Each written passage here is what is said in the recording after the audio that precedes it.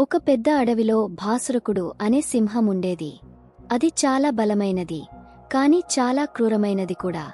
తన ఆకలి తీర్చుకోవడానికి అవసరమైన దానికంటే ఎక్కువ జంతువులను రోజూ చంపేసేది. అడవిలోని జంతువులన్నీ భయపడిపోయాయి. ఒకరోజు అన్నీ కలిసి మాట్లాడుకున్నాయి. ఇలాగైతే మనలో ఎవరు మిగలం అంది ఒక ముసలి జింక. అప్పుడు ఒక తెలివైన నక్క, మనం రోజూ ఒకరిని సింహం దగ్గరకు పంపుదాం.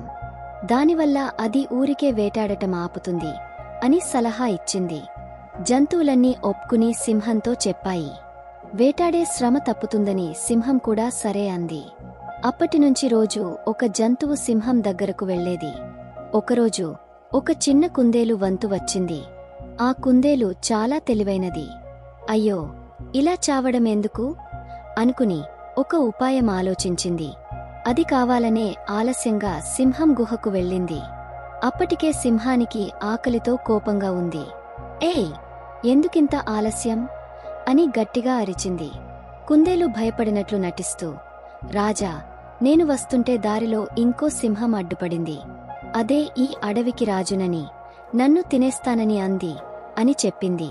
అది వినగానే భాసురకుడికి చాలా కోపం వచ్చింది. ఏంటి, ఇంకో సింహమా నా అడవిలోనా?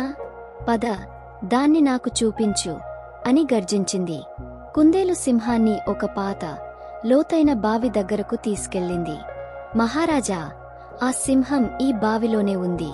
మీకంటే బలమైనదాన్ని అంటోంది అని చెప్పింది. కోపంతో సింహం బావిలోకి చూసింది. లోపల నీళ్లలో తన నీడ కనిపించింది. దానిని ఇంకో సింహం అనుకుంది. ఇది గర్జిస్తే లోపలి నీడ కూడా గర్జించినట్లు అనిపించింది. అంతే, ఆ తెలివి తక్కువ సింహం తన నీడమీదకు దూకి బావిలో పడి చనిపోయింది. కుందేలు గెంతుకుంటూ వెళ్లి మిగతా జంతువులకు ఈ మంచి వార్త చెప్పింది. అడవిలోని జంతువులన్నీ ఆ సింహం పీడ విరగడైందని చాలా సంతోషించాయి. నీతి: తెలివి ఉంటే ఎంత కష్టమైన సమస్య నుంచైనా సులభంగా బయటపడవచ్చు.